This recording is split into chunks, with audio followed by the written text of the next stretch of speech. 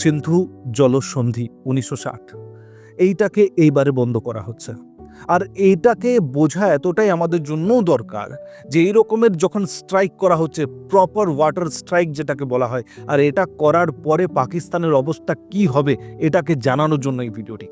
পাকিস্তানের অবস্থা এইরকমই হবে বন্ধুরা, যে তারা খাবার জন্য জল পাবে না, রান্না করার জন্য জল পাবে না, স্নানের জন্য জল পাবে না, আর পাবে না এই রকমের কোনো উপকরণে জল যে জল খেয়ে তারা প্রথমে আমাদের রক্ত নেবে।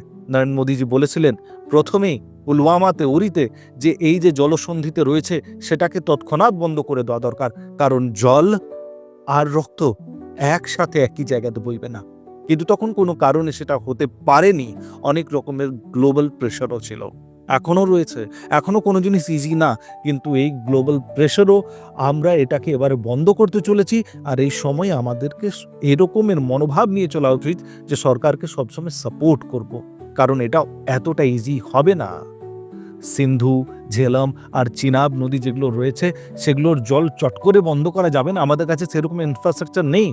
তার জন্য এগুলো বানাতে হবে, তার জন্য প্রয়োজন পড়ে কর আরও বেশি দিতে হবে। আর সেগুলোতে ভারতীয় মানুষকে পেছনে সরে যাওয়ার নেই, কারণ পাকিস্তান থেকে এই জিনিসগুলোর উপরেই তারা ভিত্তি করে এইরকমের অ্যাটাক করে যে আমরা কখনো সরকারকে সাপোর্ট করি না এইসব সিচুয়েশনে। আমাদেরকে সরকারকে পূর্ণরূপে সাপোর্ট করা দরকার, আর এইটা তবেই সম্ভব হবে যখন আমরা সম্পূর্ণভাবে এই জিনিসগুলোকে এরকম করে নেব যেন এই মানুষগুলো যারা মরেছে তারা অন্য কে মরেনি, আমাদের নিজের পরিজন মরেছে।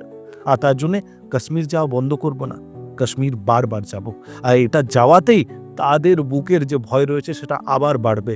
আর এই রকমের কিছু স্টেপ আমাদেরকে নিতে হবে, যে স্টেপগুলো যেন ইতিহাসে সেই রকমই অঙ্কন হোক যে রকমে উরিতে আর পুলওয়ামাতে হয়েছিল।